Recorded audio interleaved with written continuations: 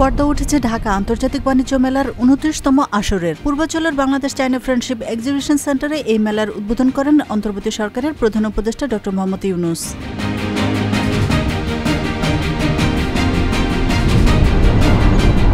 আজ বিকেল ৫টায় রাষ্ট্রীয় অতিথি ভবন যমুনায় জুলাই বিপ্লবে আহতদের হাতে স্বাস্থ্য কার্ড তুলে দেবেন প্রধান উপদেষ্টা ড. মোহাম্মদ ইউনূস।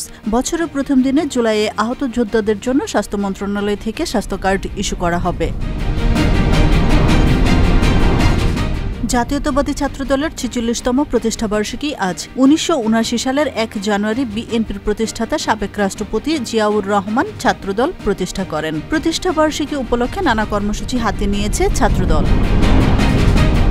আতশবাজি আর আলোর ঝলকানিতে বরাবরের মতো এবারও নতুন বছর ২০২৫কে স্বাগত জানিয়েছে বিশ্ববাসী। বর্ণিল উৎসবে সামিল হয়েছে বাংলাদেশও। পুরনো বছরের গ্লানি ভুলে সব শ্রেণী পেশার মানুষ খ্রিস্টীয় নতুন বছরকে বরণ করে নিতে উল্লাসে মেতে ওঠে।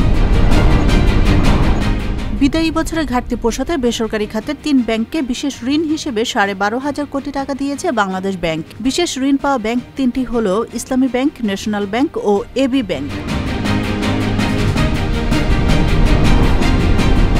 জিম্বাবুয়েতে মৃত্যুদণ্ডের বিধান বিলুপ্ত সংক্রান্ত আইনের অনুমোদন করেছেন দেশটির প্রেসিডেন্ট এমারসন। ডিসেম্বরের শুরুতে জিম্বাবুয়ের পার্লামেন্টে মৃত্যুদণ্ড বিলুপ্তের পক্ষে ভোট দেয়। ৩১ ডিসেম্বর প্রেসিডেন্টের অনুমোদনের মাধ্যমে এটি আইনে পরিণত হয়েছে।